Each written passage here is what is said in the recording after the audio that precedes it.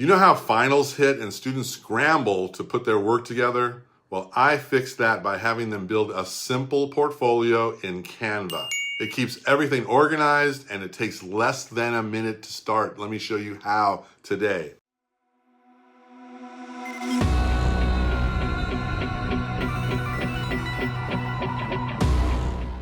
Okay, so we're in Canva, and one of the things I have my intro to media arts class students do, my intermediate media arts students do, and my advanced students do is work on their portfolios at the end of the semester. So the intro class people are starting from scratch. It's really simple. They understand it. They're using Canva already since middle school. The intermediate people are updating their portfolios because they want to get into the advanced class. And then the advanced people are using it for college apps. It's a great place to start, especially, and this can be done in any class that has creative stuff that you want to put in there. Maybe it's art or whatever. So what we're going to do is we're going to just go right here in the middle and search templates, and we're going to just type in portfolio.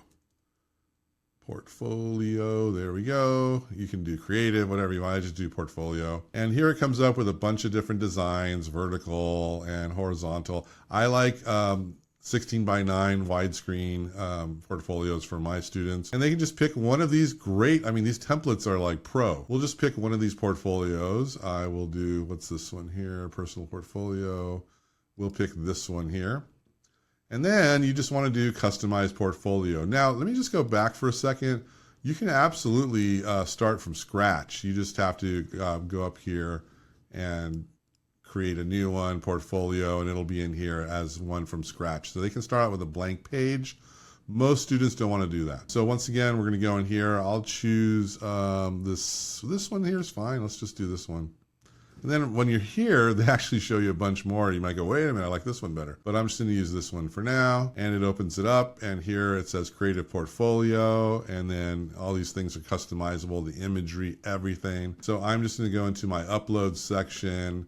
And I'm just going to start throwing random stuff in here. And you just have to click and drag it in, and it's good to go. If you don't like where it's at, you can double click on it, and you can move it around if you want. Maybe I want this a little like right there, or maybe I want it down here to show his face more.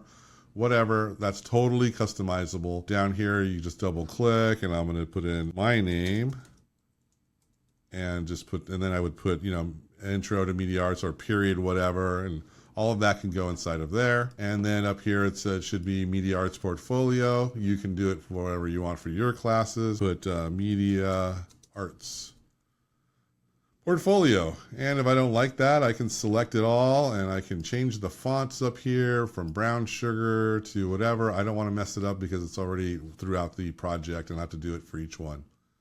So all that's done. Work with me here. If they have a link, maybe they want to put their email address, my seniors or whatever.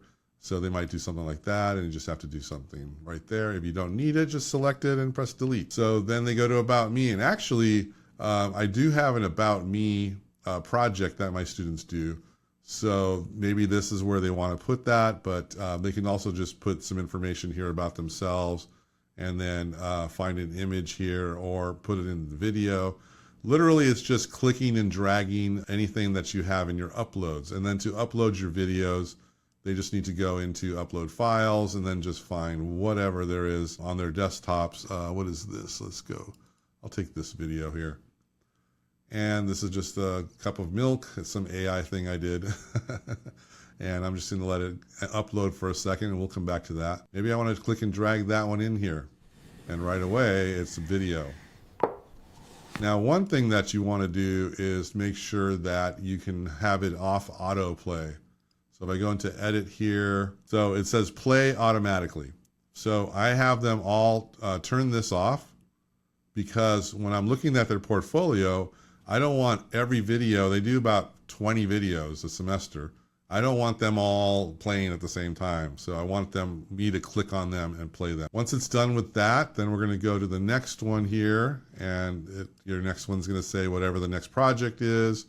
Going back really quick, if this was their About Me video, what I have them do is do a reflection on the right-hand side here. This was a template that we used in iMovie, and I was able to edit on my iPhone and shoot on my iPhone what I learned from this was XYZ. So I have them talk about what the project was about, where they did it all on, so they can remember, and then just a little reflection about how they liked it or they didn't like it or what they liked about it.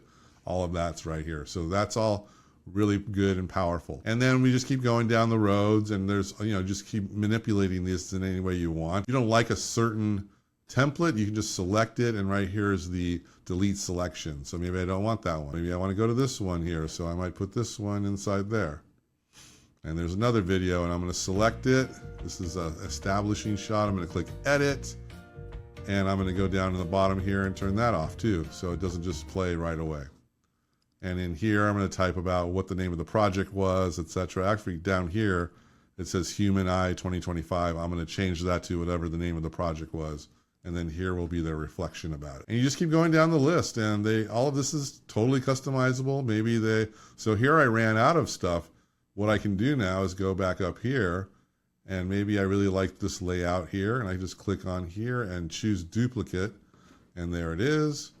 And I can move it down a layer if I want by clicking these here, and just keep going and going and going. Now, the big thing here at the end that's very important is when they click on share, I don't want them downloading anything. Here I would do only me can access. I would want them to go share the link with me so that I can open it on my computer and degrade everything. But the key thing here for everybody, do not ever leave it under can edit.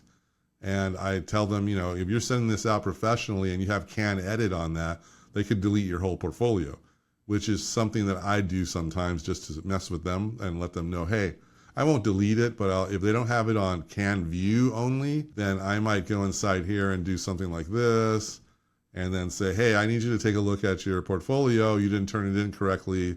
I think things are a little messed up. And then they'll realize, oh no, I did it. Mr. B did that to me. And that's it. And one thing I don't want them to do is to share this as a PDF because there's videos in there, and I just want them to play inside of the portfolio. And then when you click on preview up here, I have them look at it. Look at their portfolio looks great. They can see like how pro they look, and they get some sense of pride there. And that's it. It's really easy breezy. I highly recommend using this for visual type of art that the school offers, or it could even be architecture, it could be, medical arts maybe. They've done stuff in there, they want to show it. Anything that's got visual things in a portfolio is super easy and super important in my opinion, and it can all be done in Canva. So I hope you like this. If you do, please leave a comment, please subscribe and follow, because I got a lot more things coming your way. I'll see you guys in the next video.